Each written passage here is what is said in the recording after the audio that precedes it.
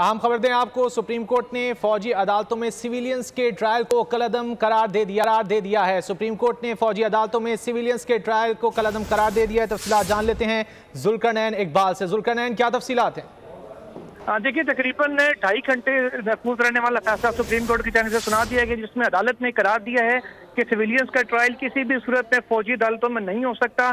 किसी भी सिविलियन का जो अब इस वक्त 103 मुल्जिमान फौज की तहवील में हैं या आइंदा से जो 9 और 10 मई के वाकयात के मुल्जिमान हैं, उनका किसी भी सूरत में कोर्ट मार्शल नहीं होगा। उनका जो भी जुर्म है उसका सिविल अदालतें हैं उसके अंदर होगा।